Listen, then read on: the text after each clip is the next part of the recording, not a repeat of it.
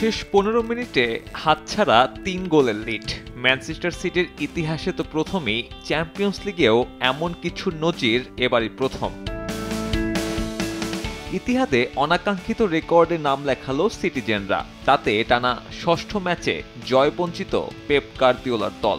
অবশ্য বটলিংয়ের গল্প একপাশে রাখলে সিটি হার এড়ালো টানা ৫ ম্যাচ শেষে। ফেনর্দের সঙ্গে ড্র করে চ্যাম্পিয়ন্স লিগের প্লে অফ পর্ব চোখ রাঙানি দিচ্ছে ইংলিশ জায়ান্টদের। অথচ ডাচ ক্লাবটার বিপক্ষে পুরনো রূপে ফেরার ইঙ্গিত দিচ্ছিল গার্দিওলার দল। প্রথমার্ধেই পেনাল্টিতে দলকে লিড এনে দেন আর্লিং হল্যান্ড।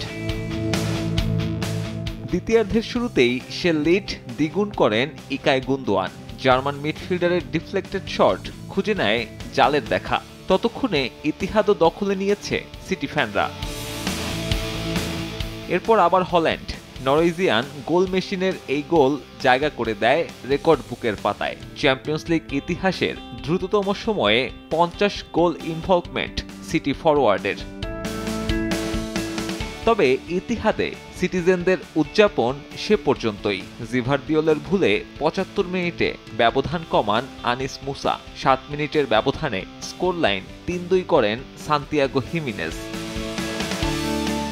ওই ২ গোল হজমই নিজেদের পারফরম্যান্স নিয়ে দুশ্চিন্তার জন্য যথেষ্ট ছিল গার্দিওলার। তবে এদিন যেন না জিততেই মাঠে নামে ইংলিশ জায়ান্টরা। তৃতীয় গোলে আবারও ভুল।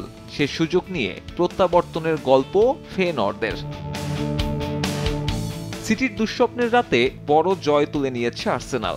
লিসবনে স্পোর্টিংকে ৫-১ গোলে উড়িয়ে দিয়েছে মিকেল আর্তেতার দল।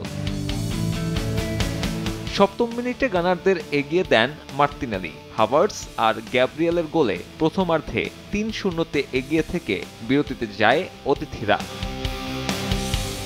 স্বাগতিকদের হয়ে দ্বিতীয়ার্ধের প্রথমেই ব্যবধান কমেছিল।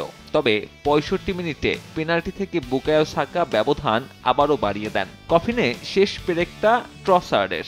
এই জয়ে পয়েন্ট টেবিলের ৭ নম্বরে লন্ডনের জায়ান্টরা। সাব্বির মিথুন, সময় সংবাদ।